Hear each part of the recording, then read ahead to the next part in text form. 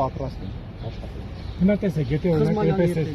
համագործակցություն ինչու չստացվեց համագործակցություն, մենք այդ ցուցակների հետ է կապված խնդիրը հիմնականում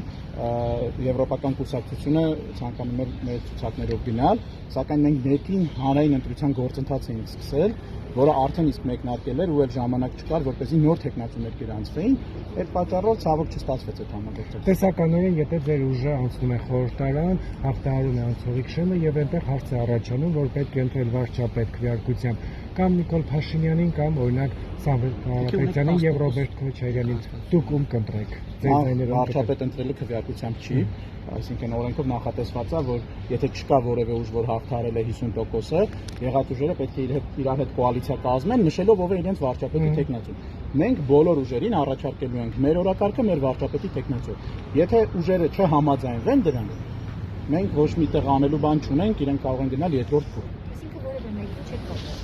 Ոչ։ Իսկ քաղաքացիական բոլորի հետ համագործակցությունը հավանական է կամում, եթե իրենք ընդունում են։ Եթե իրանք մեր ամբողջ օրակարգը ընդունեն, մեր վարչապետի տեխնացուն կլինի ու մենք մեր բոլոր պրոցեսները մենք իրականացնենք, այսինքն որևէ այլ նախապայման չի լինի, մենք բոլոր ուժերի հետ պատրաստ ենք։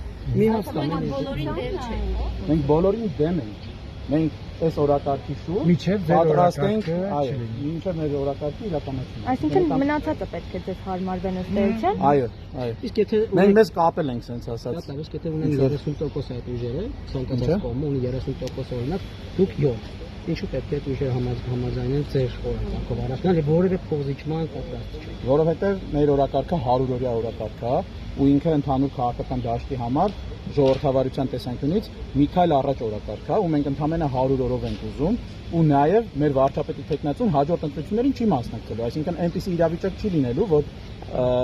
մեր վարչապետի տեխնացուն մասնակցի ու ձայների 70%-ը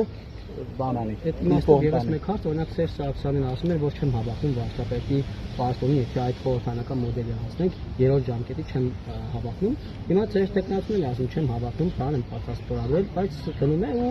օրինակ ձեզ խափելով պատրաստ համագործակցություն է ուժերից մեկի հետ ինչ է կանում։ Այդ մեր տեխնացուն նախ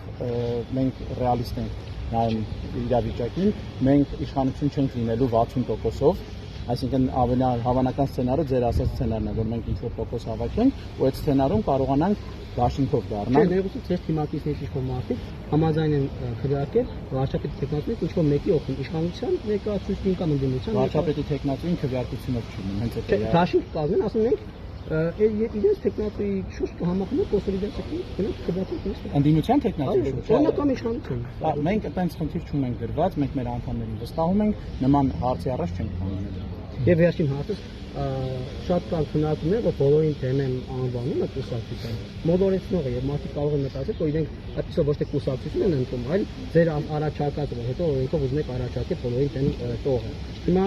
ասեք չեք գտնում, որ իրոք մոլորեցնող է։ Այո, որևէ նման ձևակերպում օրենքի տեսանկյունից չկա, մոլորեցնող, այսինքն այդ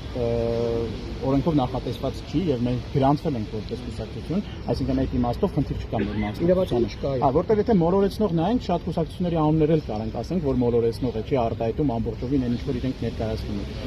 Երկրորդ մասն էլ հետեւյալն է, որ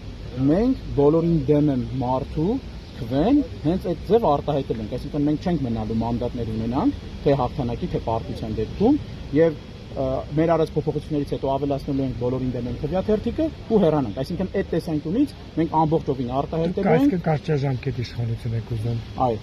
այս փուլում այո։ Բայց օրինակ պետությունը նաև երկիրը պատրաստ է օրինակ 100 օրում եք ընտրություններ կազմակերպի իրականացնի, դա հսկայածավալ աշխատանքի մասին է խոսքը, այսինքն այո։ Մենք կարծում ենք, որ ժողովրդավարության զարգացման տեսանկյունից այդ կարևոր քայլ է ու մենք դա պետք է անենք անկախ ամեն ինչից։